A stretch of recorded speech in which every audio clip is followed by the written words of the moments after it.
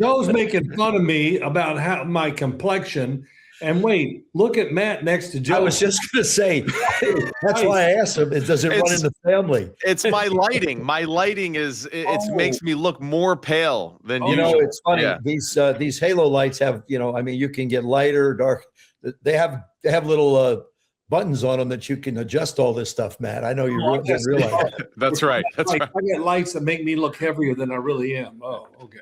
Yeah, that's right. Well, all right. This is a hell of a start to the show. This is Sims Complete on the Believe Sports Network, brought to you by FanDuel. And we got the legend himself, Joe Theismann, joining us again. It's been a minute since you've been on the show. The last time you were on the show, we had a great conversation about all things Notre Dame, the college quarterback, some of the things that were going on in the NFL.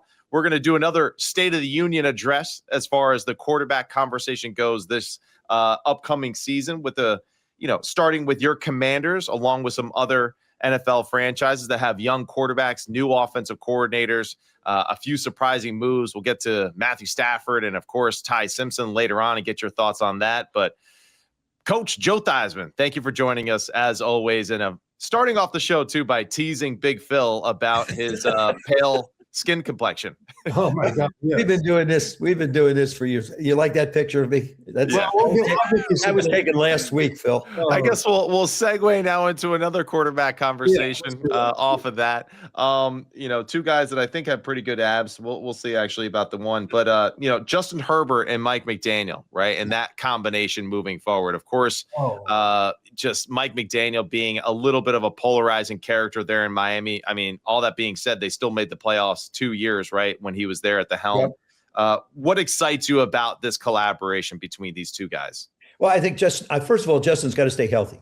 Right. The thing that I try and stress to young quarterbacks is your number one job is to be healthy enough to play and practice, to learn every day. Right. It's going to be a new system. The systems, the terminology really changes in our systems, but the system, the plays don't. You're going to have ins, you're going to have goes, you're going to have corners, you're going to have drags, you're going to have all kinds of different things, just called different names. I think how quickly he assimilates what Mike wants to do with them. I think they'll stretch the field a bit more. I think they're going to try and do that to get the ball. We saw that in Miami. I thought he was very limited. Again, Tua was another one. And a good choice for him to go to Atlanta, where Michael Penix is, another lefty. Right. So you don't have to mess with the systems down there. A lot of times, how do you fit into the system makes a difference. But I think Mike's going to look at what Justin's abilities are. He moves well. He gets out of the pocket well, throws the ball, and can make all the throws. Again, now you got to be on the field long enough to be able to develop the chemistry that you need to be able to be effective. This is great for Justin Herbert. And it's great for Mike McDaniel, too.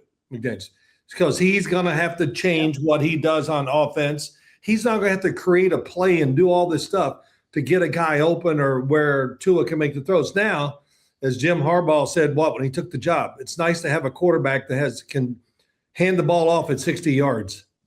And that's right. That's what Justin Herbert played to the end of the play too much last year. Yeah. Moved around in the pocket, trying to prolong the play, and he just took too many big hits. And I was surprised too, Phil, because he's been in this league long enough to know that you have to protect yourself. Don't count on the officials protecting you. Right. I don't care whether it's in this era of football or a bygone era. You can't count on the officials to protect you. You have to protect yourself. I think I tell you a guy who does a great job is Patrick Mahomes. Yes. He doesn't think twice. If it's 3rd and 7 and he can get 5, he's going out of bounds. Yeah. Or he's, going to stick the ball out and do that fancy little thing he does. But he is not going to take an unnecessary hit. Whereas you see these younger guys, they think they come in and take on a 230-pound linebacker, and all you're missing is 4 or 5 weeks of practice and 4 or 5 football games. But, I think that these are you always want to play for that next play. Yeah. Let's talk about Jaxson Dart though now, right? A quarterback that has shown a ton of talent. Yeah, classic case. Like if you're the quarterback coach, right? I mean, that's Brian Callahan's task right now, is to make him a pro and to be there every single day. What is that message to a young quarterback that does have that toughness, that ability, but yet, hey, we need you every moment here? I think you have to practice it. Right. We practice a scramble drill when we were quarterbacks. And Phil, I know you didn't, because it would take too long for you to move somewhere. I understand. Wow. Well, look at our stats. Our rushing yards are just about even there, big boy. Well, yeah, I guess so. But you played longer than I did, didn't you? You started low. Anyway, I think that I think you start in practice. Right. You set the scramble up. You say, okay, it's 3rd and 10. Okay, I want you to scramble, but I want you to get out of bounds. I want you to slide. I want you to learn what you need to do in these situations. Everything with us has been repetitive. That's the way it works. We're creatures of habit. You repeat stuff constantly. You're going to learn. And I think with Jaxson, that's really where you start.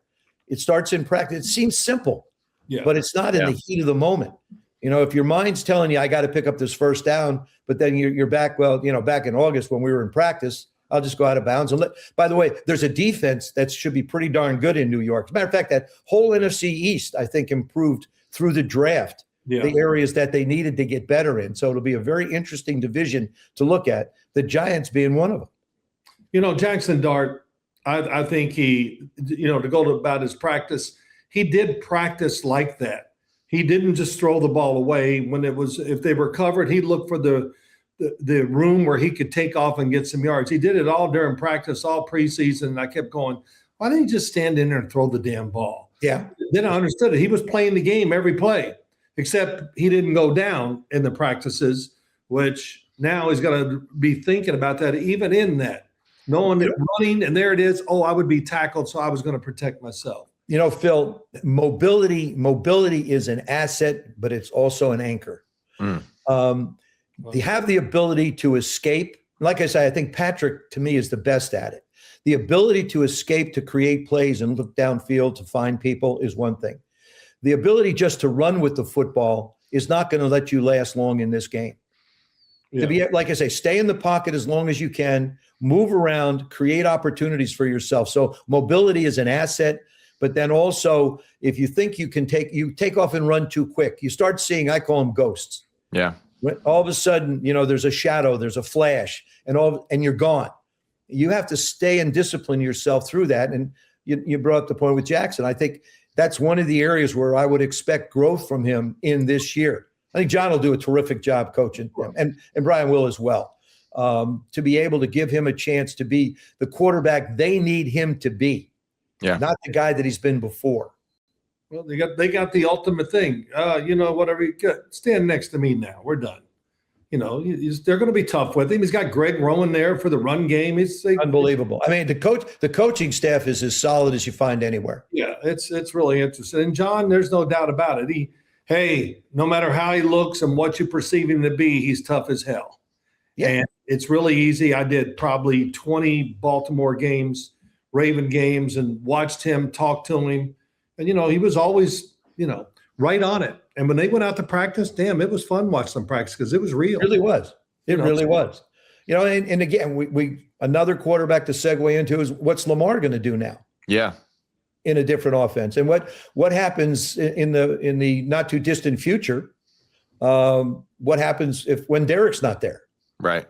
I mean, see, to me, Lamar still, he's developing it more and more. I think as age, as he moved on in his career here and taken a lot of hits, you just don't want to make him susceptible to a lot more. And what kind of offense is Baltimore going to have? Right. What are they going to look like as far as their offense goes?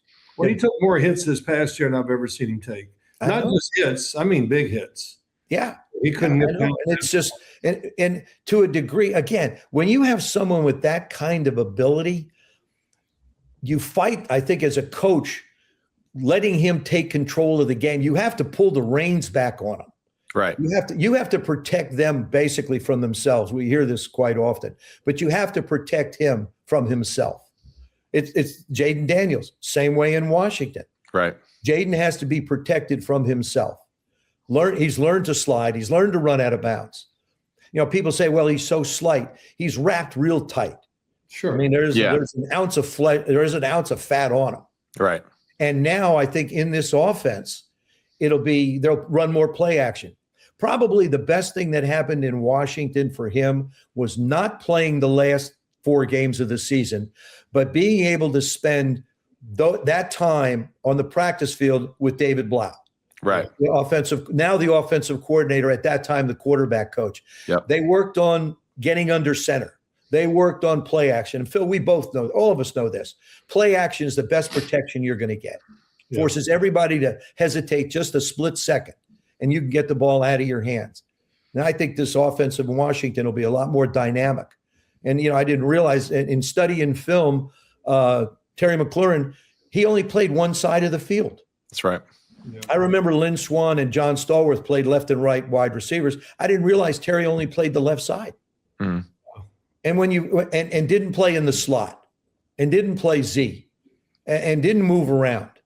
And to me, he was their best receiver by far. Yeah, and they certainly paid him that way. Yeah, and they designed more ways to get the ball to the tight end, I thought, than they did to him. Agree. In watching it. So, but I think the versatility of this offense will be exciting to watch. Yeah, I want to ask you too now, Malik Willis, right? A guy that has earned the right to be a franchise quarterback now for the Miami Dolphins. Of course, everyone was a little bit nervous when they started just selling off a lot of their skill assets, right? And kind of restarting this program from the ground up. But for a guy that's been in the league a long time, but now being the guy, right? Similar to your own story as far as kind of working your way up the ladder, what does Malik Willis need to be prepared for now that he's the everyday quarterback for the Miami Dolphins? He got the same situation with Jacoby Brissett out in Arizona. Yeah. Another guy that's been a journeyman. Malik's only started 8 games. Right. This, the board is clean for him. What do they want? What do they want to do with his athleticism? He throws the ball well. I mean, he has a combination of both mobility and athleticism. Oh, no doubt. You don't want to suscept him to injury, but you also want to be able to develop the offense around him. I put Miami almost in the same category as the Raiders, and maybe the Raiders a little bit ahead because Miami has sold off a lot of people. Yeah. But you've kept your running back, Achane, which is important. Yeah. And I think that, that'll help. I think they'll try and run the ball. They'll try and be able to protect him in that regard. You don't always need that one-star receiver. I remember Dan Henning used to tell me this. He said, when you look at receivers, you need a variety. You need the fast guy. You need the big guy who can go over the middle. You need the little guy who can work the inside, the slot receiver. So you need different sizes, where if you look, like, just as an example, you look at the Atlanta Falcon wide receivers, they're all like 6'4", 6'5". Yeah. There's very little variety in Atlanta when you look at the wide receiving core, which I think limits them a little bit on what they want to do from an offensive standpoint. No, Matt, Miami is going to have to develop some people, and like I said, it's a bit of a rebuild. But I think the good start was Malik, and it's his chance. So you want to evaluate the team, but you have to evaluate each position, and the quarterback being the most susceptible to what's going on around them. Right. They were a pretty darn good defense not too long ago, and they like the Dallas Cowboys got old. Right. Well, if you give Malik Willis, if he gets a chance and an opportunity to play, hey, look. I know it's been very few games he's been in, but you know what? He's answered the bell, not at just, holding down the fort. Hell, I think it got better when he went in there. And he was tremendous playing, throwing the ball, decision-making, mobility, arm strength. He had it all. And there's more pressure, Phil, I think, in that situation than it is as an everyday starter where you get to work with the offense. Well, you get to understand the philosophies. If you're a backup, it's being like a relief pitcher. You're coming in, you don't even get a chance to warm up in the bullpen. You're on the field right now, and you're expected to play at a very high level. And like you say, he's answered the bell on a number of occasions that way. So it won't be too big. It won't be too difficult. But how will he develop? I mean, there's so many wonderful stories in the NFL this year. Yeah. What Mike McCarthy and Aaron Rodgers in Pittsburgh, Jacoby in Arizona, Malik down in Miami, Fernando with the Raiders. How will Jayden bounce back after this year? All the conversation in Philadelphia, about what. How about this one? What are your thoughts on Trevor Lawrence, Liam Coen, round 2 now, and what you saw from Trevor Lawrence last year? I thought he made a great leap forward. Agree. Just like Caleb Williams, same thing in Chicago. Yeah. What did the offense do? And what I noticed more than anything was it seemed to me like the quarterback coaches insisted that you work from the pocket.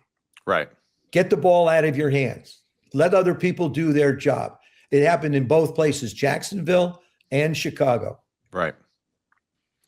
Yeah, in Jacksonville, Matt, we talked about this. I thought Trevor Lawrence played. He was a different person. The Liam Coen came in there, and actually, I say this, trying to say this the right way. His personality came out. Right. You can see he was more aggressive, more communicated with his teammates more, played a different game. I thought he was terrific. He was tough as hell. He was leading the team. And, man, everything is so close to the NFL. I thought he played really well against the Buffalo Bills. But the last throw, he threw it where he wanted it, but it wasn't the right spot. In other words, the hand got on it, the interception. But, man, overall, really good season for Trevor Lawrence and the whole Jacksonville team. And that's why I think that, first of all, playing as a rookie is good from an experience standpoint. But to really gain control of your football team, it's like year 3, year 4. You find the comfort level. You find what works for you. Yeah. You find a way to communicate. You can't do it when you're young. When you just, everybody, you're trying to process the game. You're trying to learn the offense. Then you're trying to learn what people are doing against you. Then you're trying to learn everything. Then all of a sudden, that 3rd, 4th year, all the pieces of the puzzle start to fit together. And now who you were in college starts to show. Right. The athlete you were, the ability to throw the ball, the control of the game, managing the game. I get so sick and tired of people saying, well, this guy's just a manager. We're all managers. Yeah. That was our job. Job right. number 1 is to manage the football game. Yeah. That's what you're supposed to do. Well, they got I don't care who you are. Managers making $50 million a year now. So yeah. Isn't that he told everybody where to go. I mean, man. Yeah, Brock Purdy, of course. How's your arm, Phil? Phil, I know your arm is good. I know you can still throw. I don't think so. Underhand throws it pretty well. Better than anybody. Yeah. But the thought of being hit again is just never going to get in. I didn't think of that. You're right. My wife patted me on the back. She patted me on the back about something. I went, wow, that was awfully hard. She goes, it's hard to believe that you play pro football. Diana. Now, there's another guy too that I want to get your thoughts on. And, is this essentially what you're saying is the next step for CJ Stroud, right? In his development of a starting quarterback, that he needs to be the guy that just takes over the football team finally. Critical year for him. What's his personality going to be like? Is he, can he be what Trevor Lawrence was? Right. Can he but is it in your nature? That's the other thing, is you don't want guys to be something they're not. Right. Yeah. What's your personality? Phil and I were basically introverts that our coaches had to get us to open up. I mean, I know Joe and all the coaches were tough. And I know with Bill, Bill just egged Phil on so much in so many different instances. That's what it was. Actually, I wish they'd just filmed Phil and Bill in conversation. Hey, I think that would be one of the greatest shows ever. One of the greatest shows in New York you'd ever see. Did you ever see, and I did this because I was allowed to. When he yelled at me, I was allowed to yell back at him. That was our agreement, and he didn't ever go, like, you can't talk to me. That he never did any of that. If he yelled at you, you could yell back, and he would turn it on you. Go, ooh, so-so's mad at me. Oh, people just look at him and go, wow, there is something wrong with you. But he was great at it, and he did it to about 6 of us, and Lawrence Taylor was one. He picked on Lawrence a lot more than people would imagine. But yeah, you got to you talk. You can only be who you are. Right. That's all. I mean, and so in CJ's case, he seems to be a quiet young man. He is. Personality is but yet, Joe Montana wasn't a loud guy, but yet when you step on the field, you have to command respect, not demand respect. There's a big difference. Yeah. And by commanding respect, it's how do you practice? How do you talk to players? Certain guys could yell at players. I never yelled at a player. I never yelled at him. I just look at him. You did that. You never yelled at a player? No, I never had to. No, I did. I take it back. Okay. I yelled at Darryl Green, 1983. Darryl Green. joins our football team. Art Monk is running a route in practice. Art goes up for a pass. Daryl slips and cuts his legs out from underneath him. I reamed him. You ever do that again, I'll see that your rear end gets at it. I didn't quite put it that way, but you'll never play here. And Daryl was scared to death of me for a while. He tells that story, but it's the only time I ever really yelled at anybody. It was like, okay, if you do that, I'm going to get you. Man, I yelled at old linemen. Damn, a lot. During games, if I'm getting hit, I would yell at Bart Oates, my center, and Bart would go, "Well, it's not my guy." I go, I don't care. And he would, "Oh, yeah." That's why Bart Oates put dead fish in your car. Busy trying to spit out. That's probably why I somebody bombing my car or whatever. No, but yeah, but Bart was a great soldier. He knew his role and what to do, and he could take it and he could deliver it to the guys. He was a great leader. Phil, I think when you look at your football team that were really successful in one, I think you would describe your guys similar to the way that I described the guys that I had a chance to play with, characters with character. Yeah. I mean, there wasn't a guy on that football team that didn't want, I have to make the right block. I have to make a tackle. I have to make the catch. There wasn't a guy out there that wouldn't accept the fact that it's going to be on me and I've got to get it done. And that's what made that time for us, I think, so special. Yeah. Oh, yeah. When you're winning and you're playing half decent, it's a good time in life. That's for sure. It really is. Let's do this. I'd love to hear so after was Drew Allar the third quarterback taken? Yeah. I think he was, yeah. He was. What'd you think of him, Joe? Well, so he's the fourth, actually. Carson Beck was the third. Carson Beck. Miami. Yeah. Carson, well, let me see. Drew Allar went where? To the Steelers. Steelers, they've been searching. The search goes and continues. I think, we don't necessarily want to put, well, I guess you could say Drew Allar going to Pittsburgh would be like Ty Simpson going to the Rams. Is this the draft where you take somebody? I think the Steelers don't expect to pick high. I'm sure they don't want to. Mike doesn't want that. I think there was no question in my mind that Aaron was going back to Pittsburgh because Mike McCarthy was there. First of all, Aaron doesn't have to attend a lot of the OTAs if he doesn't want. He knows the offense as well as anybody on that football team. So there's familiarity there. It would have been, I couldn't see him going any place else and spending time learning, going through OTAs, mini camps, training camp, and everything to get ready for a season. Right. This fits like the perfect shoe on a foot for him, for both of them, as a matter of fact. Again, he becomes the teacher to a lot of guys. He'll become the teacher to Drew. Now, how much work is he going to get? This is the problem we have with preseasons today. Yeah. You don't know what you have. You sign a free agent. Okay, I know what a free agent is. I got the free agent. I've seen him play. I've scouted him. But you get these guys that are rookies coming in. You have no idea how good they are in live action because there is no live action. And your starters don't get tempered at all because they don't play. Yeah, well, they talk about, I think there'll be a day there will not be preseason. I agree. Well, when you go to 18 games, what would 2 preseasons do? So how are you going to evaluate? That's why if you're a young quarterback, every throw you make in practice has tremendous magnitude to it. Yeah. Every decision you make, the way you carry, so many more things that they used to observe in games will now be observed in practice in a different environment. Right. And that is a challenge. Yeah, no doubt. No doubt. Joe, big guy, any other thoughts, closing comments here? I'm going to run, believe it or not. So, you got to go? He's got a tea time. Yeah. Yeah. Good for him. I don't never invite me anymore. What's that? You never invite me anymore. I do a lot of these things. Obviously we all do, but I'll tell you, you guys are the best.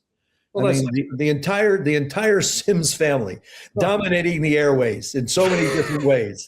I mean, it's if it's not a Sims, it's a Manning or a Charles Barkley or a Shaq or somebody. But you guys are up in that category. But really enjoyed the conversation. As I still love the game tremendously.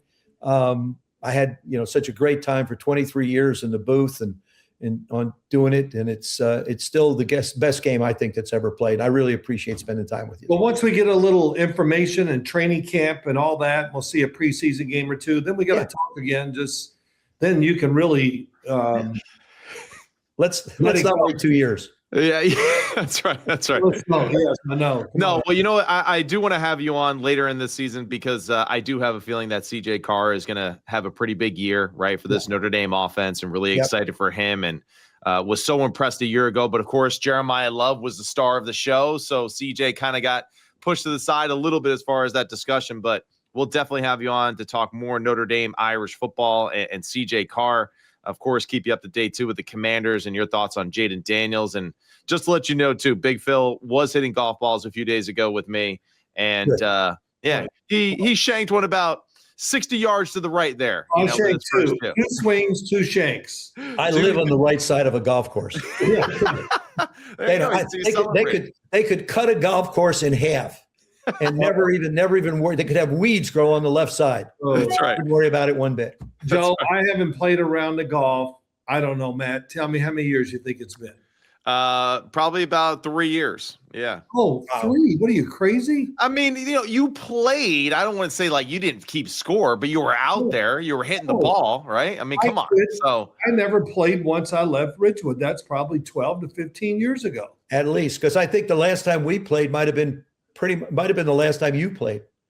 Is when I played one of those things with you. And hey, the fact that I had a pitching wedge in my hand and I shanked 2 in a row tells you about how much I played. Oh, I wish you hadn't said that word. Oh, really do. Hey, you always got to overcome, obstacles, Joe. Yeah, now subliminally, that's all I'm going to think about. Thank you very much, Phil. Once again. And I think we're going to leave it right there. Before this goes any further, hey, Joe Theismann, thank you so much for joining us. You're welcome, guys. It's always a pleasure. Hey, keep that tan going, brother. All right. Do it for the both of the Sims boys here. He's Joe Theismann. That's Phil Sims. I'm Matt Sims. This is the Sims Complete podcast on the Believe Sport Network, brought to you by FanDuel. We'll be back next week with more breakdowns.